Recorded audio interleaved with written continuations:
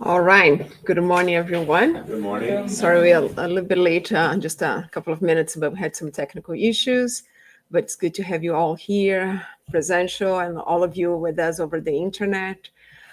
Today, as you guys know, is our last presential uh, lecture in this location. And in the end of this lecture, we're going to be talking about a new location. We already have the place. And today we're going to have a very special lecture talking about what's next.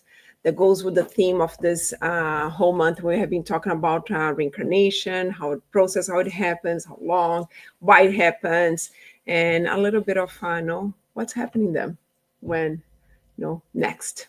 What's the sequence here? So it's a good lecture to keep with the subject. It's going to be a lecture given by our friend Marco. And but as always, before that, we're going to have our friend Daniel reading for us from the book Happy Life. Good morning, everyone. Good morning. Nobody will solve your problems if you are not prepared to confront and solve them.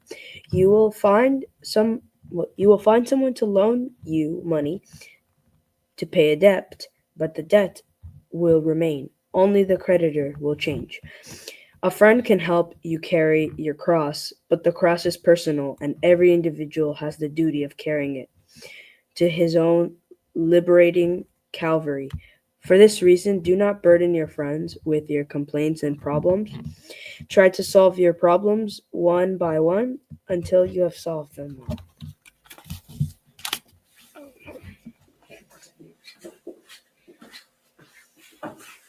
All right. So let us all now here close our eyes, connect our hearts and our minds to God, our Creator, to Jesus, our Master, and the good spirits here present at TSS, and ask them to open our hearts to the lessons of today, that when we leave here today, we may be fortified in His laws of love, charity, and fraternity. Also, we ask the benefactors to enlighten and guide Marco during this lecture today. And so be it. Marco, it's all yours. Hi, good morning, everyone. Okay, so today, obviously, the plan is to talk about what happens next, as we heard in the introduction. But I'm gonna ask you guys to have a little bit of patience with me because I'm gonna have a short lecture about what happens next, and then we're gonna talk a little bit about us, the Toronto Spirit Society, and it's a good reason for us to do that. As you guys know, we're going to be moving soon to a new address in 1515 Bayview Avenue. And I would like to take a little bit of this opportunity today to talk about a little bit of our history and this place which we're leaving and helped us so much, so many years. So we're going to do a little recap. So see kind of what happened here before. But first, let's start over our theme of the day, what happens next, and then we're going to move on to a little bit of our history. Okay. So this is primarily based on these three books here: Heaven and Hell, the Spirit's book, and Between Heaven and Earth. And I talk a lot about Heaven and Hell in this particular lecture because it is exactly what Kardec had in mind when he wrote this book, is to talk to us about the spiritual life, right? And the divine justice, and the second part of the book basically talks almost exclusively about the spiritual world, right? In the spirits, right? In the spiritual world, right? So this is going to be something quite important for us today. Let's see if this is working or not. Kel, do you know if it's working or not? No, I know. Yeah. You're so kind. Thank you. Oh, look. Oh. Okay, so this is to illustrate a little bit of context here. So this is a picture of Paris, 1965. Sorry, this is 1865. And what was happening here during that time, there's a lot of renovations happening in the city. They're trying to clean up the streets, bring new life. it is the largest city in Europe at the time, right? So we have Les Miserables, for example, right? Victor Hugo is 1862. So this is a lot of cultural revolution happening too, a lot of arts, right? A lot of new things happening. Very live city, let's put it this way, right? The city was going through some renovations, as I mentioned to you, and this is exactly the time where Kardec was writing the book Heaven and Hell, and the Spiritist meetings were happening at the Parisian Spirit Society, and these meetings were so important at the time because almost everything we know about that's what happens in the spiritual life started to be compiled and organized during this time. So this is just to give a little bit of context, right, to where we are in time. Cal, thank you. Move to the next one. So in the book Heaven and Hell, there's two parts to it, as we can see here. So the first part talks about future life, heaven and hell. We're going to be talking a little bit about today. The idea of the punishment, or the law of the spiritual world, the spiritual life, right? And then the second part talks about the spirits themselves, recounting their experiences, how they passed to the other side, the happy spirits, intermediate, suffering spirits, suicide, repentant criminals, hardened spirits, right? Expiations. So we got a sense of kind of what it means to be a spirit, right? Which is, I know it's kind of shocker, but at the time, most the society which followed the Catholic Church wouldn't even recognize or allow this type of situation. And whenever something that is considered to be phenomenal happened, right, something that cannot be easily explained happened, or spiritual communication happened, it was immediately associated with something negative, right? So some sort of like a devil, demon, kind of bad spirits, kind of get away from it, don't talk to it, don't look at it. So the fact that we're now talking about someone actually listen to those spirits and actually writing them down and compiling that information is actually quite big. Like, it's quite significant, right? In history for us, and obviously for spiritism, as you can see here, right? We can move to the next one. All right. So where are we going after that then? So what's happened? Well, this lecture is interesting because most of what I'm going to say is kind of boring, right? And I really mean it, because when we first think about the spiritual life, we think about, wow, this is going to be, all these things are going to change. It's going to be, like I'm going to be like in the spiritual world, which is actually not very different from where we are right now. So when we think about, things are going to change, like, not really. Like, we're continue to be ourselves, right? Without a body, but we are ourselves. So we think about, all this, dramatized, incredible changes that are about to happen, which in the end, they don't, right? And I think this is some sort of the trauma of this passage, right? For us, because we've been taught collectively as humans for like thousands of years that, this passage to the unknown, which is, creates a little bit of a fear, creates a little bit of a stress about it, right? So, but it's a fact, like everybody's going to die, like as spiritual bodies, right? But it creates this type of a cloud around it that it's very hard to go through and to peek through, because all of us from different religions and experiences will imagine something, right? I'll give an example. Depending on the religion we have as a family or culture, or where we come from, we may think that, well, we're going to go into heaven, right? Which is like a beautiful field, the flowers, and we're going to be this happy spirit that's going to kind of throttle around the flowers and forever, right? Which is kind of cool, but it's useless, right? Who wants to do that like every day? Or like you're going to go to the other side. The third day doing that, you're probably like, why am I looking at flowers again? Like, it makes no sense, right? As a spiritual perspective, right?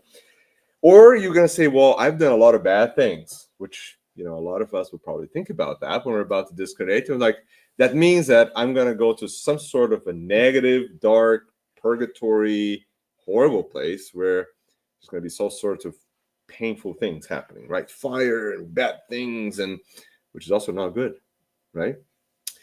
And very few people think that, well, wait a minute, I'm going to pass. So if I believe that my conscience continues, which I think all of us do, even if you're not a spiritist, right? I think most religions believe in that.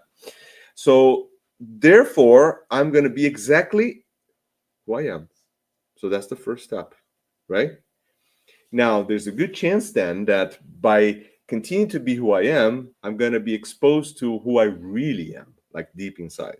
Like forget about all the things we create to live in this world, like this we call the ego, and then there's layers that go around the ego that allow us to survive, right? Because if sometimes we're really peeking to a lot of things of who we are inside, it's kind of scary sometimes, hard to cope with, right? Because we do a lot of mistakes, right? We have some issues we have to deal with, right? When we go to the other side, now we can't really hide anymore, which is stressful, right? So we can actually see through ourselves exactly who we are. Now, the funny thing is, like everybody will do the same. So every spirit in the spiritual world will be able to look at you and look through exactly who you are because you project around you who you are. All your thoughts are visible. Can you imagine that?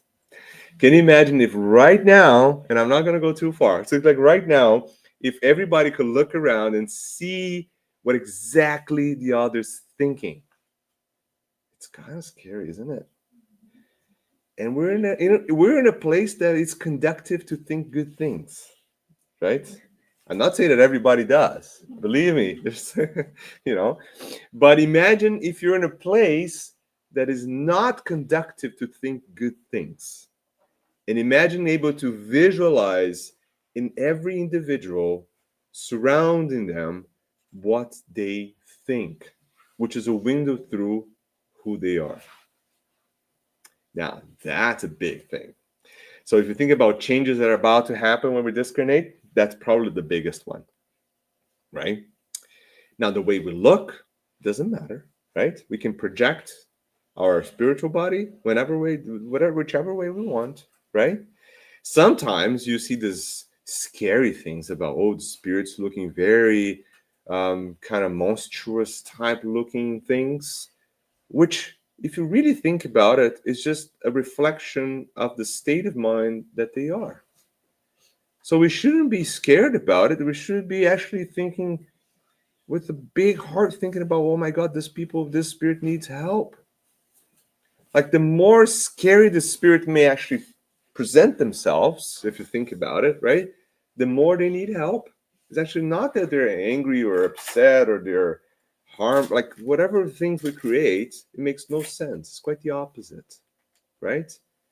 So think about it. Like in the spiritual world, the first and most critical step will be we cannot hide anymore, right? Our thoughts are all visible and everybody can see through everything.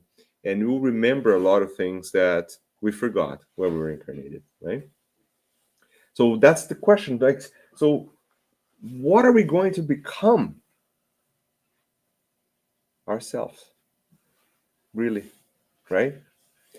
Now, if you think about it, like, depending on the experiences we had before, we may be seen in different ways, right? Because again, our spiritual body, our corporeal spirit, can be modeled and can be visible in different ways, right? We can be seen like any different thing.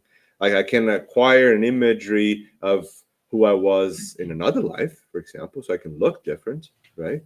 I can look whichever way will be easier for other people to recognize, right? It's very common to see, to talk to people, oh, I saw my grandmother. She was so young and beautiful. Yeah, because she's presenting herself the way she felt comfortable with, right?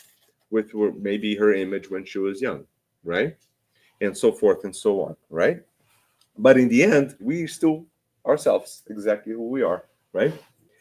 Is it going to be a better life? That's a great question we hear all the time, right? That's a great question because in the end of this road, yes, everything will be perfect. We're going to be perfect and we're all going to be happy spirits and everything's going to be good. But the road to get there can be quite tortuous sometimes, right? So what happens is if you're only looking at a single incarnation in time, then that question cannot be really easily answered, because everyone, when they discarnate, will have to deal with the consequences of their actions, of their thoughts, of what they've done or they've not, right? So, sometimes it can be traumatizing, right? Sometimes you can actually go to the other side and be exposed immediately to the fact that you've been trying to hide things from yourself, or you've been trying to hide things you've done, or you remember things you've done before that were very negative, and that is very shocking, right? So a lot of spirits go into a shock state when they go to the other side, because they'll realize, oh my God, this is who I am, and that's shocking, right? But you working through that and many other incarnations, eventually, yes, you're going to have a perfectly happy life, right? When we deal with all those issues. For other spirits that have already done all of that through their lives, they can go to the other side and now be, wow, I've done it. I've dealt with my issues. I'm a better person, and that will be a very, very happy and enjoyable life existence, right, in the spiritual world. So it depends. Every person is completely different on that road, right? So it's hard to answer exactly. But every single path will lead us to a happy, perfect existence at some day, right? Sometimes, one day, right? So what are we going to do? What are we going to? Oh, this is a horrible question. Forget my typos there. But what are we going to do with this transition? How are we going to deal with this transition, right? Well, that's why we're here, right? And that's why almost everyone in this incarnation, in this planet, is seeking some sort of a religious connection, right? And that's inherent to us as spirits. When we're incarnated, we have this little seed in our consciousness that allow us to connect to the concept that there's something good out there, and I have to seek for some way to get there, right? That's like almost like a universal concept that it's in all of us, right? How are we going to deal with that? The more you know about it, the easier it is to go through it, right? It's a lot easier if we tell you right now, it's like, okay, this is what's going to happen. This is the transition looks like, how your spiritual body is going to be. You're going to lose your body and all of those things. And what Jesus told us is still the most important thing.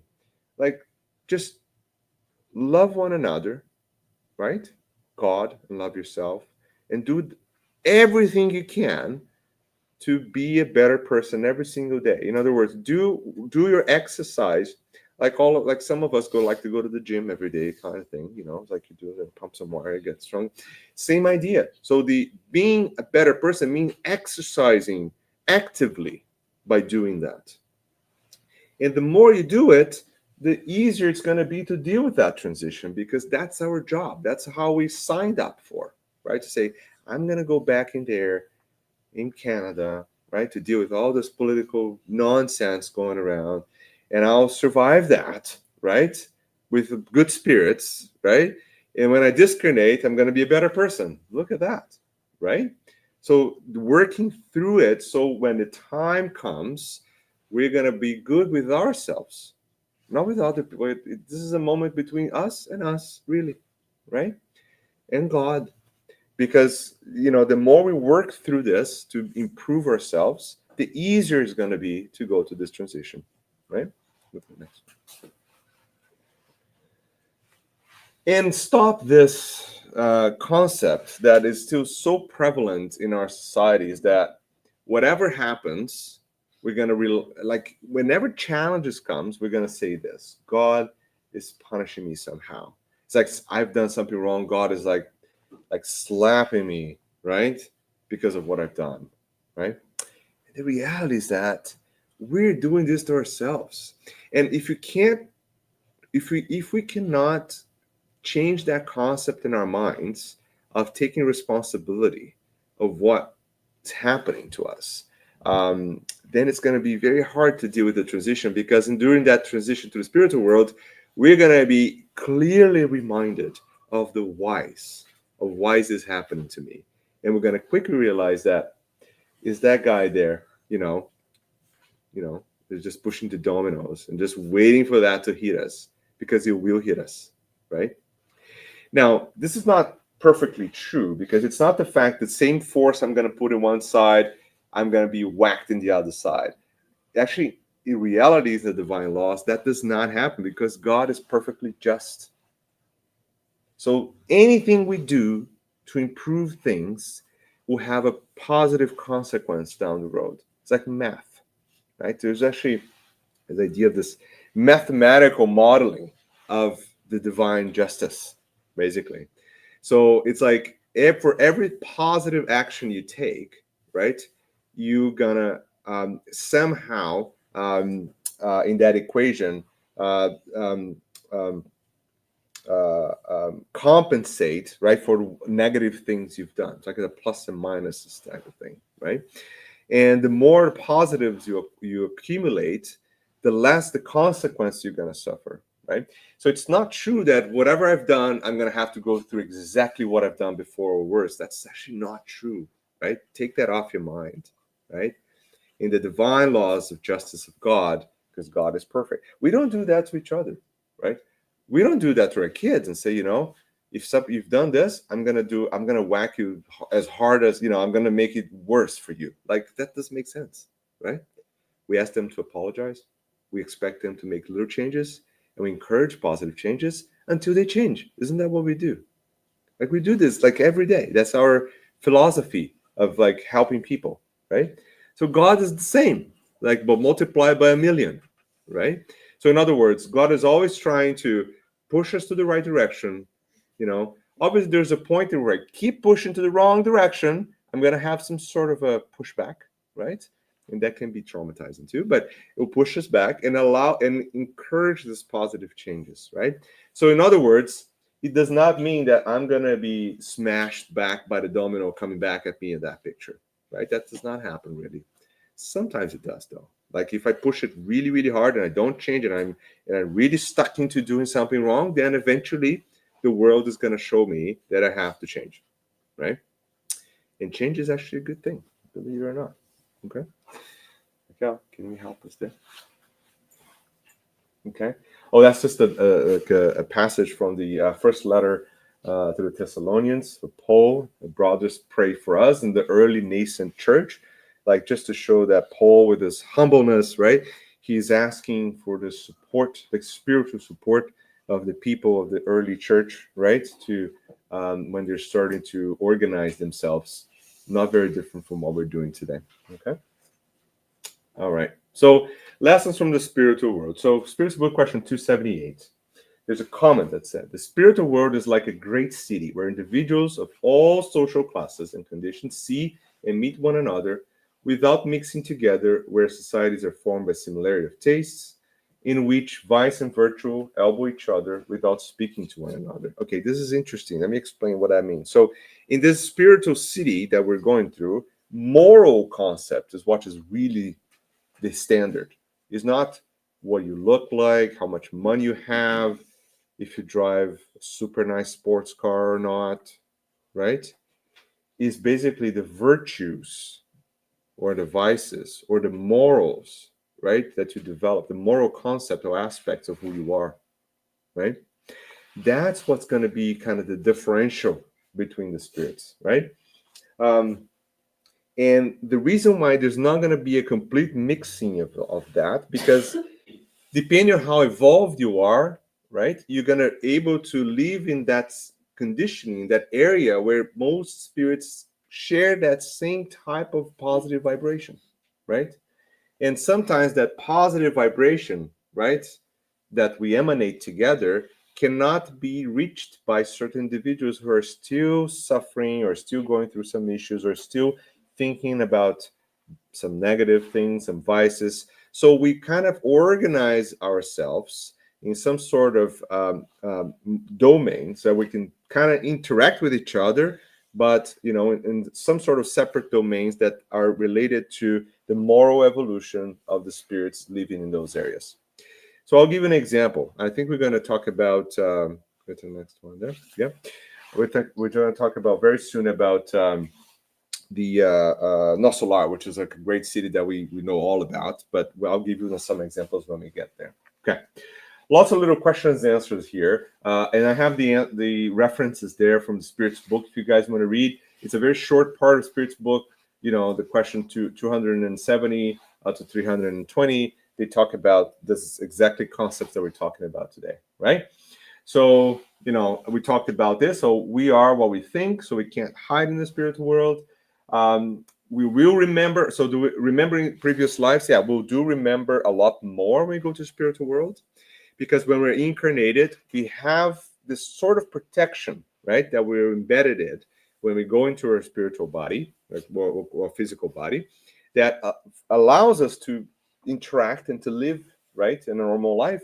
And the reason why, imagine this, like imagine you going to a family, in that family that you're living right now, imagine if you remember that 3 or 4 incarnations ago, you guys all killed each other, right? It's going to be hard, right? Yeah, I'm sure you're not going to look at the same brother or parent and say, well, so wait a minute, are you the guy that just stabbed me in the back like 500 years ago? That's pretty bad, right? So it will be very difficult to reconnect spiritually, right, if you remember every single thing you've done, because we're not ready to deal with that information. So when we come in the spirit, in the physical world, we're blocked or shielded from some of that, right? So when we go back to the spiritual world, we actually regain the ability of remembering all of that, right? And we have to process and deal with it, right?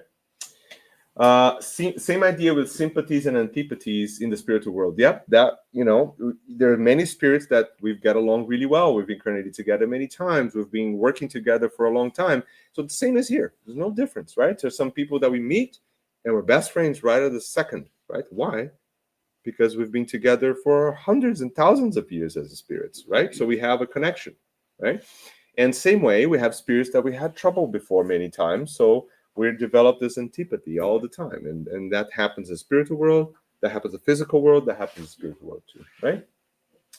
The concept of having our other half, right? The necessity of having another spirit with us to be fully, which is not true. We are full by ourselves as spirits, but there are spirits that we live together many, many times, and we enjoy the company of being together, right? So that's why when we meet them here in this world too. It doesn't necessarily need to be in our family. It could be a friend. It could be a complete stranger walking down the road and you bump into a coffee shop and all of a sudden realize, it seems like I know you for such a long time.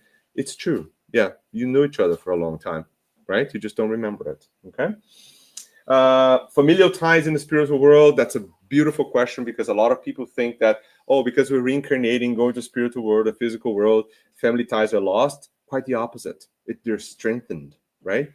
Why? Because now we realize that the relationship on that familial tie, whether I'm the father or the son or friend, it doesn't matter, right? Because the love is the same. And when we go to the spiritual world, we realize that the spirits that we're connected to, that principle of love that connects us, is independent of the relationships we have while incarnated, right? So it strengthens the family ties.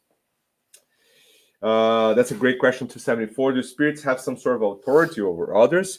Only morally speaking, right? If you have a very well developed moral principles as a spirit, you can influence other spirits, because that loving energy that you emanate from you is contagious, right? So a lower spirit will always revert to the good. So if you're the one sending that good out, the lower spirit will listen to it, right? That's how that's the only authority that exists in the spiritual world, right? So our relatives and friends always united after death? Not always, because sometimes some of us have some issues we have to go through. Depending on if we're suffering, if we're revolting against things, right? So that will prevent us from reconnecting right away, right? But eventually we'll all reconnect again, right? But that may take different paths, right? Is there hatred and enemies among spirits?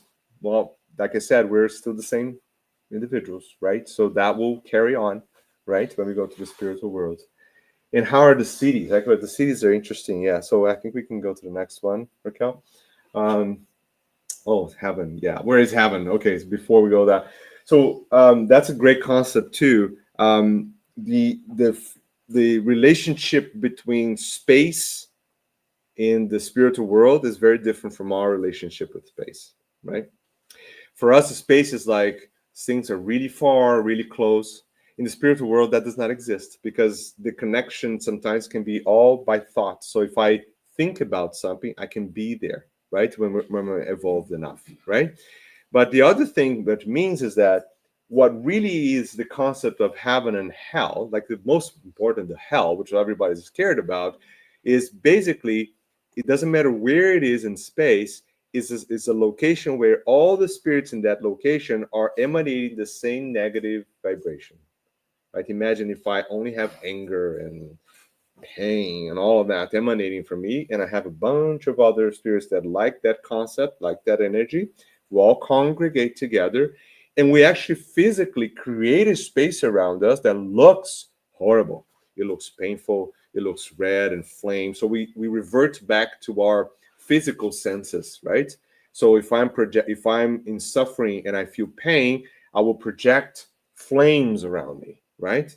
Flames are painful, right? If I touch a flame, it's painful, isn't it? So that's how we project outside of us the world that comes from inside of me. So the hell, the opposite is the heaven, right? So we call the heavens really places where all the spirits are congregating in the same positive energy. So we project around us a really nice, receptive, beautiful, light environment, right? So when I'm looking at it, I'll say, wow, this looks like heaven. It's so beautiful. Yes, but that is only a projection of our own thoughts, of whoever is living in that space, right? So we can go next. Yeah, so now Nosolar. Yeah, so I really like, I'm going to end here very soon, but so I really like the concept and the movie and everything, the book, right? I think the idea of Nosolar is very interesting in a sense, because at the same time that there's two ways of looking at this. And I'll give you my own perspective on this. When I started reading about Nosolar many years ago, right? I was like so impressed about this thing. I was like, okay, we got a seed in the spiritual world. That to me by itself was like a complete crazy idea, right? Because obviously I'm coming from my own background of thinking about I'm gonna go into the fields like the Windows 95 like background, right? Like those beautiful fields, and I'm gonna see all these flowers coming in, right? And now I'm reading about, well, wait a minute, there's like a city, a place, people work. I'm like, okay, this can't be right? I'm thinking about myself like this. So there's the first step of it, which is like, okay, this is way too much. I don't understand this concept of having a bus in the spiritual world. Okay. And then there's the second stage of it, was like, okay, let me think about this. Maybe it makes sense. Okay, maybe this is like perfect now because it's like a perfect city. And then you go to the third step and realizing that, wait a minute, this is like a city that is basically kind of overlapping with our world, very close to kind of where we are. So this is just like a tiny little step from where we are.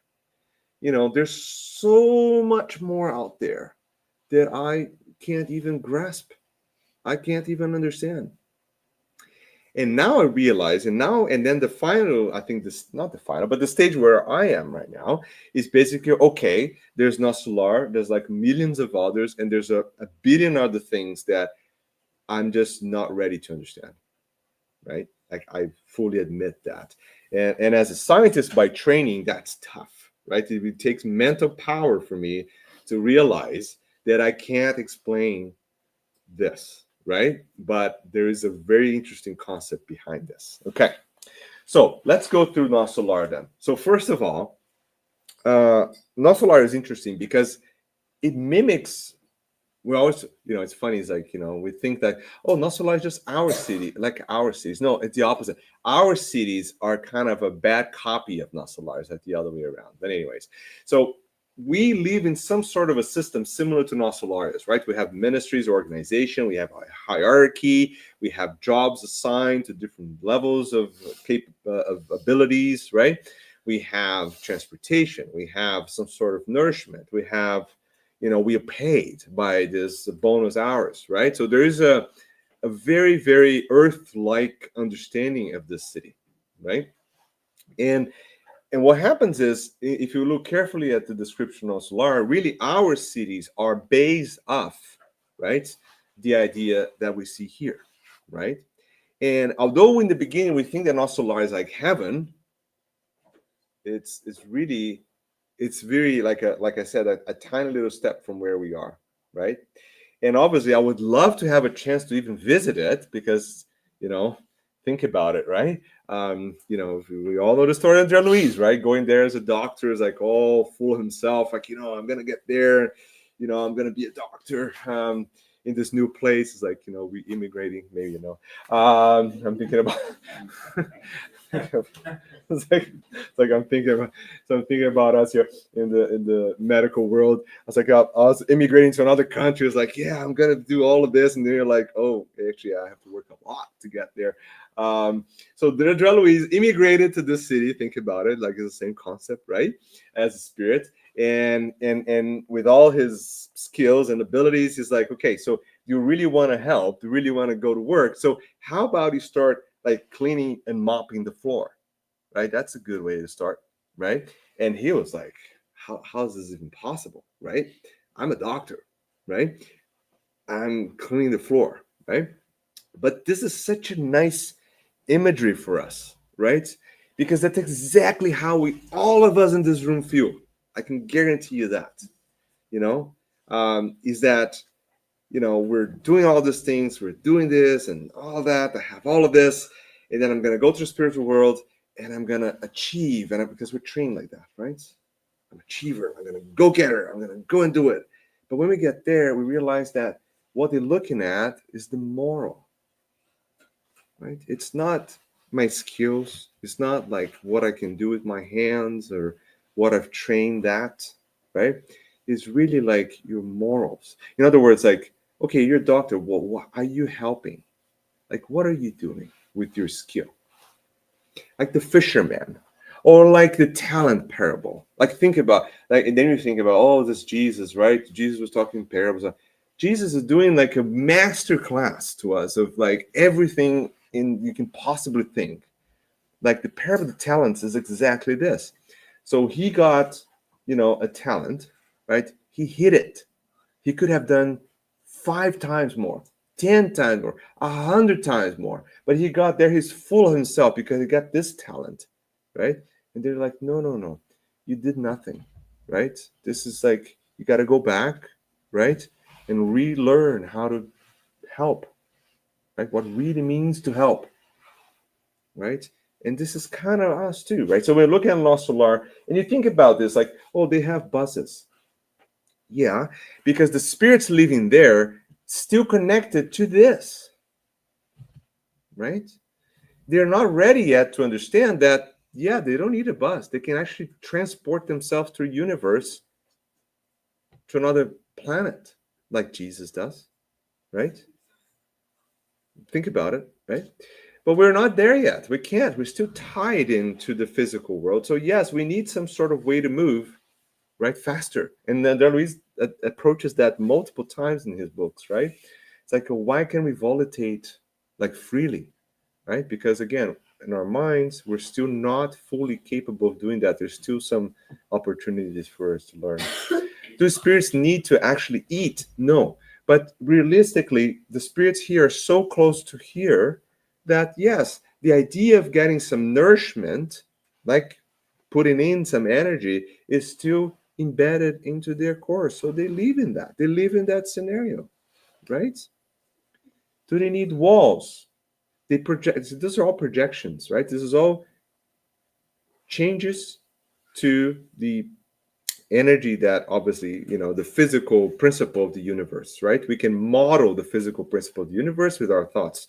So in the city, yes, you can build a building from your thoughts. That's kind of crazy, isn't it? So there's no buildings there. There's no walls like this matter, right? It's all a collective projection that allows them to live in that environment, right? Manipulating the physical principle that binds everything in the universe, I know. Now I'm going really metaphysical right now. Okay, but I'm trying to explain to you is that think about this. The city looks like that because everybody that lives there is at that exactly that level of evolution and understanding. There's going to be a city where none of that exists, right? Because when you get there, you realize that you don't need any of this. You may live into some sort of incomprehensible energy status that we don't know, right? So there's a evolution of the life in the spiritual world too. Okay. All right. So I'm going to end here. So we're going to go to our, while we're loading the next slides. Any questions? Anything you guys want to ask about this, or any comments? No. No, good. Okay. Daniel, you okay? Yeah. Are you okay? Okay, good. Okay. All right. Okay, so now, oh, I can't. Look, who created this slide? I don't know. Jesus Christ. It's like, I've never had a PowerPoint. It's like it's my job to do this now. Our history. Yeah, I know. I can blame it all on Microsoft. That's fine. It's okay. Okay. I can see O.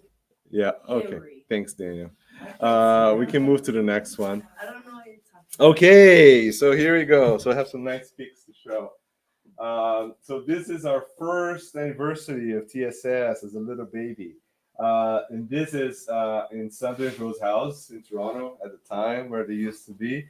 And you can kind of recognize some people, I think, here. A lot of, Raquel's going to be in almost every picture. I don't know. It's like, that's a fun fact. We have people that left us, right? That we have, Sandra's still there. See you, Sandra. And Denise, which is like in London. So hopefully will come back to help us too. Fabinho. And this guy here, I don't know what it is.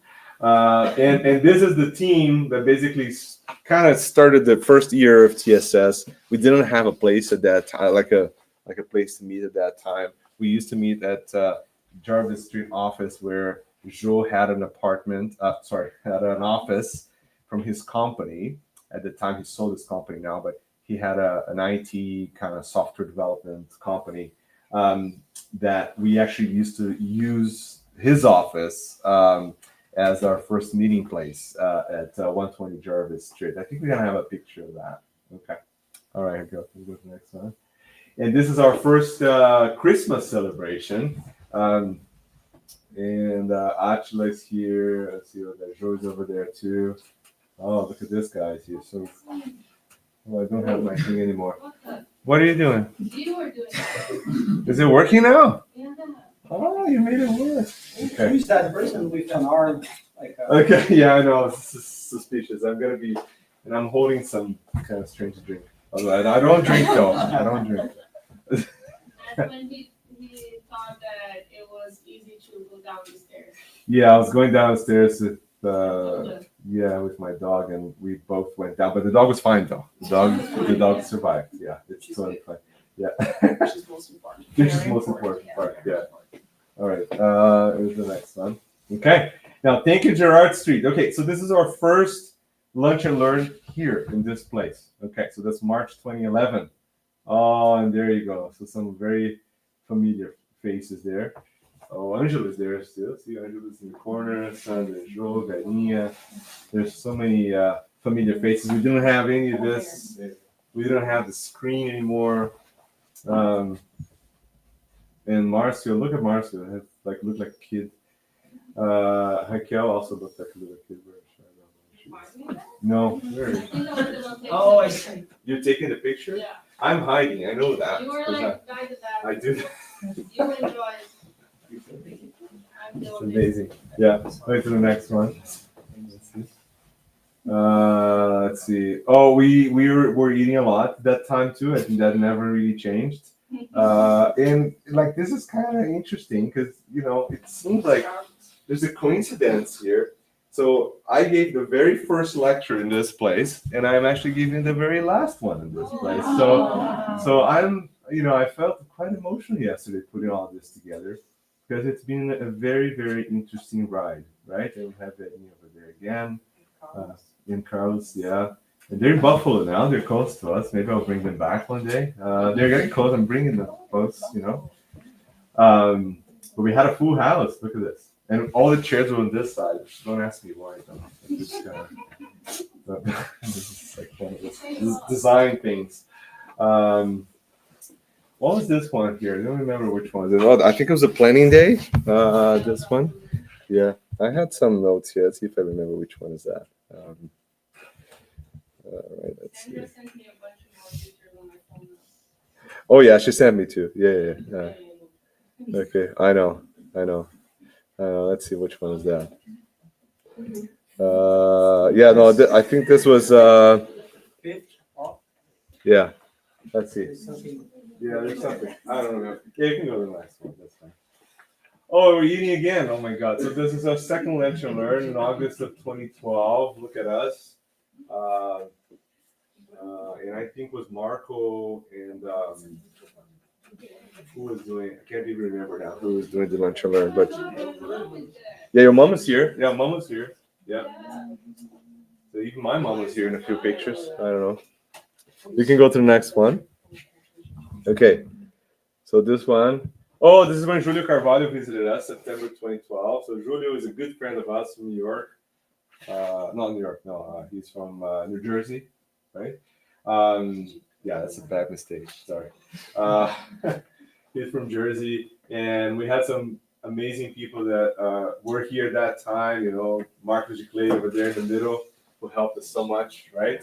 And Michelle in the bottom there, and her daughters, which are now this tall, which were there too. Oh, and look, she's not here today, but look at Kata. Kata looks like a 17-year-old girl. I don't know. All right, let's see what's this. Oh, there's Danielle Mello is here visiting us. Same team. I don't know. Happy faces there. Let's go to the next one. Who was here? Oh, Planning Day 2013. Here we go. See? Oh my God, look at this boy. Oh yeah, look, he's like a little kid. Like, He's like yeah. almost 16. So interesting. Yeah. Some nice history there. Sergio Thyssen visiting us in 2013. So see, there's a lot of people visiting us in 13, 14, 15, as you can see. Yeah, that's when you started. Yeah, I think there's lots of pictures here. Don't worry. Mine is mid. No, mine is in the mid. It's- January. It's coming. It's coming. Yeah. So that our third anniversary. Look at that.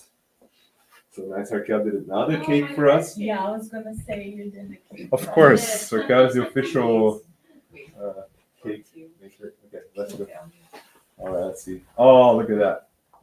So remember that table used to be in the corner over there? Oh yeah. That's So right. happy. Yep. Oh, Denise Pugini. Oh, Denise, oh, yeah. Tammy's there. Yeah, Tel. The belly. Tel is here. This is Tel. Yeah. Oh, that's Andre comes September 2013. All right. You can move to the next one. Oh, now that's Givaldo, September 2013. And Thiago's there too. I think that's when Thiago started to come too. Oh, that's when my cousin was living here. Yeah, they were here. Exactly. Yeah. The next one. Oh, this is exactly where we're going back again for the TSS Film Festival, the Toronto Film Festival. It's the same place we're going again soon, right? May, right? Martin Thun is the first time she came, 2013. There you go. Same. There you go. Oh, Celia and Cesar Perry. It's a nice visit too. Now we are. See, this is now we have our professional lantern here, and we have the same flower. No, flowers. The same books. You see, this guy's been here for like 11 years. You can keep track of that. Oh, Haroldo. And this is the same fence we have in the back, on the other side of the street over there. So, and another cake by Raquel. Very creative there. So Susanna, she came in June 2015. Oh, the plant changed though. I don't know if you noticed that. That's an upgrade. That's an upgrade. New flowers. Yeah, we have new flowers. Yeah, that looks a lot better. Oh, Yeah, this is media. No, what's her name? Musi. No, this Dulce. No. Yeah. What's her name? Yeah, this is the That's the Fed. Yeah. Dulce. Miriam Dulce. Yeah, 2016. Oh, now I got a bunch of amazing people in the same place here. So I'm gonna. Daniel is over there. So this is This is Daniel. who's this? So. Who's this? See, you're reading. Same we've done here. See, since then, look, Helping Daddy to do the that's pretty impressive. Yeah, Daddy was just like 3 times heavier than oh, you got a bunch of other people there. Oh, look, go back. Look, look, and Paul. Yeah, that's right. And Thiago and I always like find excuses to bring our guitars out. Like I literally, there's like 500 pictures of us playing guitar in random places. And I don't know if you guys noticed, I have a shirt and a jacket on, which is like, it's really unique. I think that's the only picture I had ever in that setup, because I was presenting this Canadian Spiritus conference that time.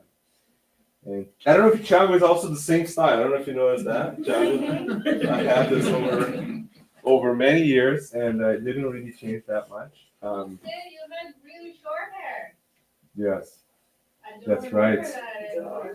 Yeah, Oh my I God. know. That's so crazy. Let's see what's next. When He was, when he came, that was 2016, I think, when he came. Luis who came 2016, Daniel Assis 2016 too. And Marcelo also came in 2016. These are all from 2016. All those. Yeah. No, this is 17, I think. 2017, 18. Yeah. Oh, Joyce finally showed up. Yeah. Yeah, no. I know. So we get in there. Our 7th anniversary. Look. Yeah, no, that's not your cake. Yeah, no, that's clearly not Raquel's cake.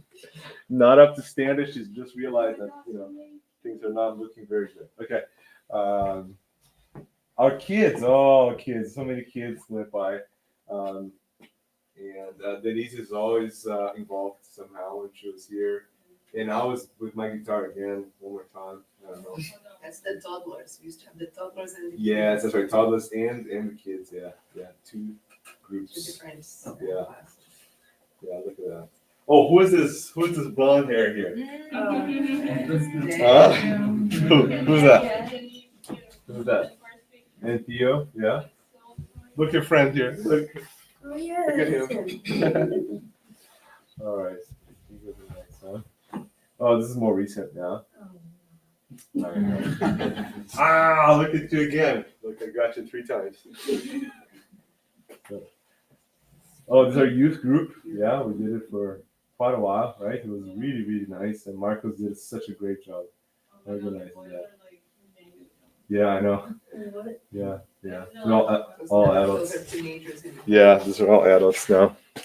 Anyway, so that's it. So I just wanted to give you guys a little history of TSS, and also say thank you to this place that helped us for since 2012 March, right? So it's been 13 years exactly now that we've been here in this place, and we've seen a lot. We've seen like many full houses. We've seen numbers go down after the pandemic. We've been not here during the pandemic for a long time, and then back again, and then seeing all of you guys here sitting again. It's really amazing for us to see, how the spirituality kind of guide us through the storms, and and this like calm waters, and through different obstacles, and kind of going through and somehow in any scenario touching people's lives and connecting to so many amazing people, and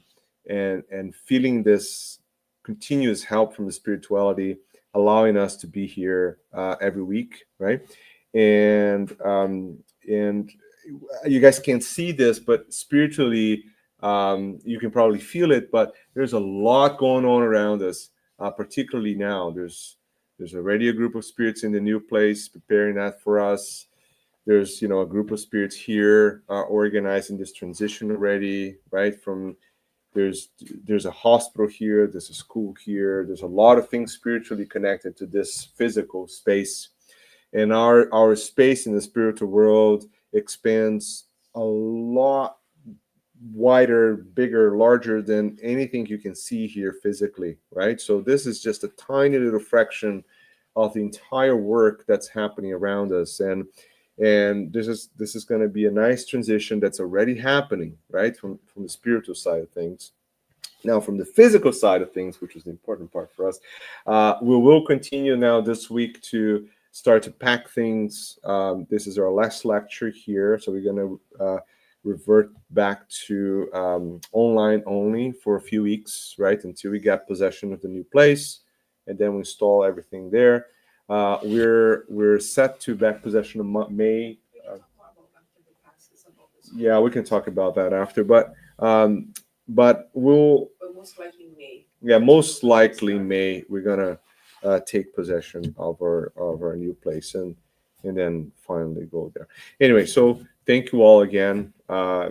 You guys are the reason why this whole process is ongoing, right? So it is important that we also be thankful for this location that helps us so much, and also kind of getting ready for the next step for us, which, like the lecture says, right? Thank you, guys.